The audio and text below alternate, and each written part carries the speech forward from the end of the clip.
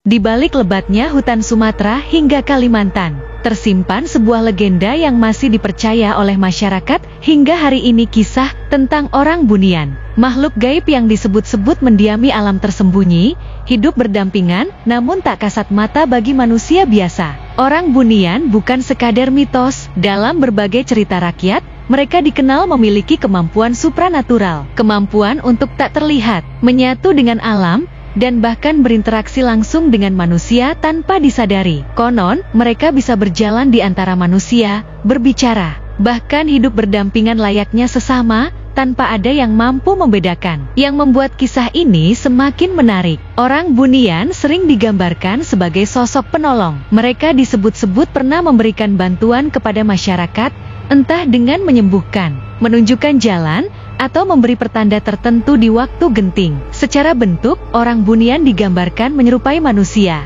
hanya saja dengan paras yang jauh lebih elok baik pria maupun wanita. Mereka tinggal di kawasan terpencil, seperti di pedalaman hutan, lereng gunung, hingga bukit-bukit sunyi. Dalam tradisi Minangkabau, orang bunian kadang dikaitkan dengan istilah dewa, bukan dalam konteks dewa agama, melainkan makhluk halus yang mendiami tempat-tempat keramat seperti hutan, perbukitan, dan bahkan pekuburan. Salah satu pertanda keberadaan mereka muncul saat menjelang maghrib, di mana masyarakat kadang mencium aroma khas yang dikenal sebagai samba dewa, bau harum tak biasa, seperti masakan yang menggoda, namun berasal dari arah yang tak jelas. Meski diyakini tinggal di hutan, tidak semua orang bisa melihat orang bunian. Hal ini karena mereka dipercaya hidup di dimensi yang berbeda. Hanya orang-orang tertentu dengan ketidaksengajaan atau terpilih yang bisa memasuki dunia mereka. Beberapa versi cerita menyebut bahwa orang bunian juga mendiami rumah-rumah kosong yang telah lama ditinggalkan,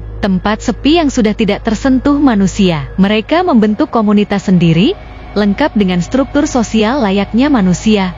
Ada pemimpin, keluarga, dan aturan yang mereka patuhi. Ciri khas lain dari orang bunian adalah saat mereka memperlihatkan diri, biasanya terjadi karena rasa cinta. Mereka akan menampakkan sosoknya kepada manusia yang mereka sukai, seringkali dalam rupa yang amat menawan. Dan jika perasaan itu berbalas, mereka bisa membawa manusia tersebut ke dunia mereka, bahkan mengajaknya menikah.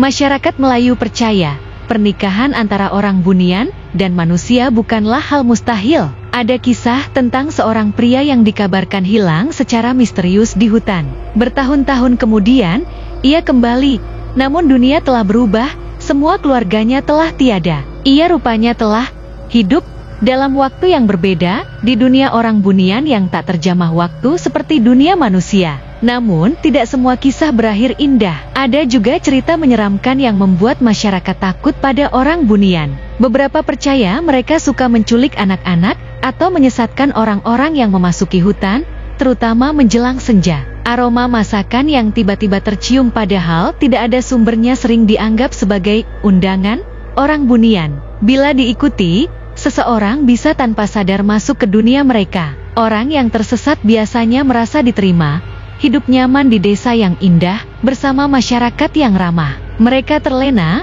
lupa akan dunia asalnya. Waktu berjalan dengan cara yang berbeda, dan saat mereka kembali, jika diizinkan kembali, mereka tidak lagi sama banyak yang kembali dalam keadaan linglung, atau bahkan tidak waras. Namun, tetap ada sisi baik yang dipercaya. Sebagian masyarakat menyebut orang bunian sebagai penjaga hutan yang suka menolong manusia tersesat. Tapi karena sifat mereka yang misterius dan sulit ditebak, manusia diingatkan untuk selalu waspada, terutama saat berada di alam liar menjelang senja. Legenda orang bunian tetap hidup, diceritakan turun-temurun. Sebuah pengingat bahwa dunia ini mungkin tak hanya dihuni oleh manusia saja.